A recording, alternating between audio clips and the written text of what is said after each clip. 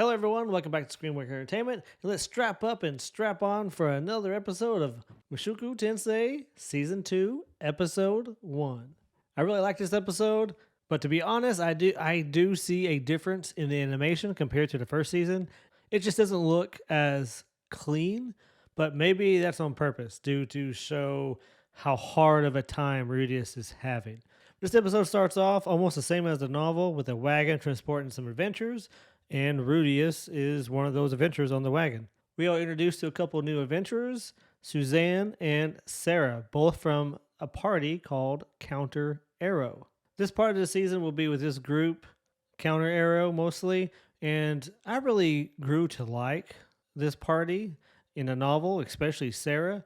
And with this, I guess technically second episode, pulls a lot of content from the novel, so I don't think we have anything to worry about, on that front.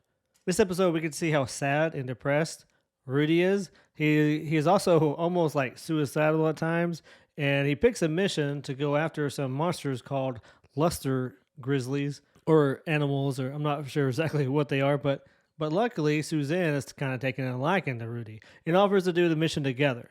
And of course, Sarah, she's a capital B to Rudy and thinks, he was going to get someone killed because, how he's moping, how he's acting. She wants nothing to do with him. However, when they do find the Grizzlies, they get quickly overrun. And Rudy just, stands there and he's kind of accepted his fate. He's realized he has nothing else to live for. So he's ready to die. And this whole scene is pretty cool. It's all in kind of slow motion. You can see in his face, he's kind of got a little smile, like he's, all right, this is it. This is it for me. I'm ready for this pain to stop. But right at that moment, Suzanne jumps in and saves him. And this fight scene was pretty awesome, and it looked great. We see the whole party of Counter Arrow fighting, for their lives.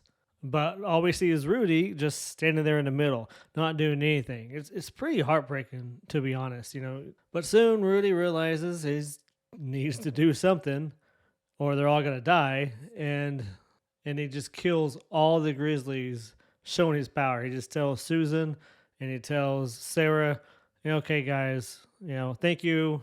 Don't worry. I can handle the rest of this.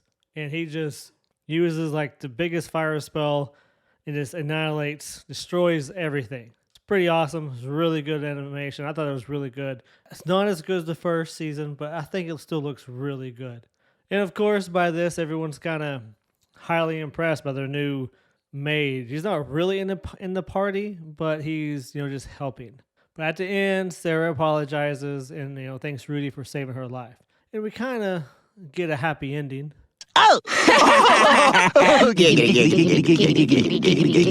For this episode. But this whole episode, we see Rudy playing with something in his pocket. Now, I wasn't for sure what this was. I couldn't really remember. It's been a while since I read the novels. And at first I thought it was Eris's hair. Because, we see her hair, and I thought that's what it was. But towards the end of the episode, we find out what it really is. It's his holy relic.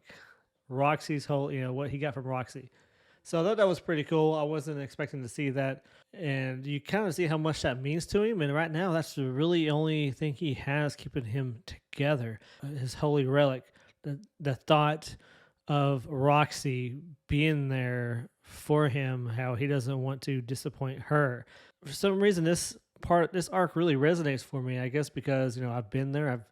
I feel like I've been through something like what he's going through, and I know what it feels like to have your heart destroyed and broken into little pieces and thrown in the trash. So, I don't know, this arc really resonates with me. I really like it. But I really do like this season's story and characters. They're pretty cool and way, way, way worth it. Don't let the animation throw you off if you're only watching it because you wanted to look like season 1.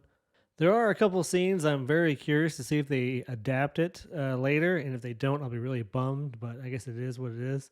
Anyways, tell me what you thought of this episode. Did Rudy look depressed enough to you? Are they following the source material as closely as you like? Last but not least, what do you think of the animation for this season? Is it comparable for season 1, or is it just disappointing? But anyways, I will catch you next week. Put it in the comments. Peace out.